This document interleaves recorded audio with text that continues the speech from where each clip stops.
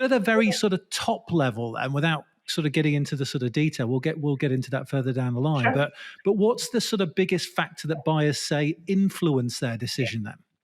So I'd say the number one, and buyers don't say this, but this is what we know. The number one factor influence a buying decision is memory. And it's really fundamental, but people make decisions based on what they remember, not on what they forget. And that makes sense logically, right? But so memorability becomes the core thing that you have to infuse into everything that you do as a marketer, because if they don't remember, they can't buy from you. And it really kind of becomes that simple. So first and foremost, memorability is the key. Yeah, fair enough, fair enough. So how do you think marketers can be more memorable then? So there's, as I said, it boils down to those four key skills, but it's not Mm. just being able to create a great message. It's about being able to create a great message that people are going to remember. And you do that by using techniques and using messaging strategies that are going to embed that memory into your buyer's brain, into your buyer's psyche.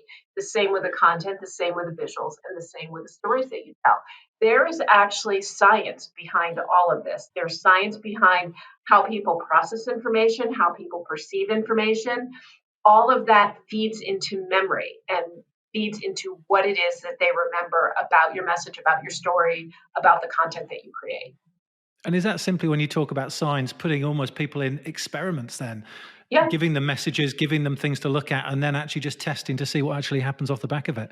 yeah. We actually, and at Corporate Visions, we actually have an entire arm of our business that is devoted to.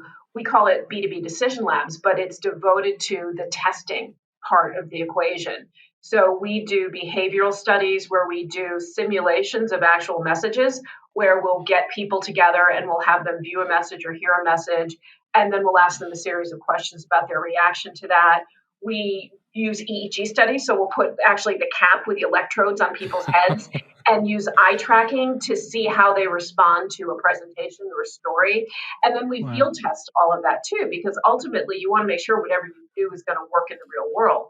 So we field test that as well. And then we all kind of bundle all of those things together in different studies that we release. But we Wow, just find fantastic. that, kind of paying attention to the science behind why buyers make the decisions they do, what they remember, what they act on is key to creating those great messages, those great stories. And That makes total sense. and it actually makes things easier too, because I think a lot of times marketers get caught up on who's the persona and what does the who is the persona you're speaking to, and this is your persona is Joe and he's a director of IT and he lives in a split level ranch with his wife Susie and his two kids Johnny and Jane and the dog named Patches. And they kind of focus on that versus pulling back and realizing that human beings are human beings. Their brains make decisions the same way, regardless of who they are and what their job is. The decision making and the kind of the core psychology behind those decisions does not change, based on your role or based on your jobs.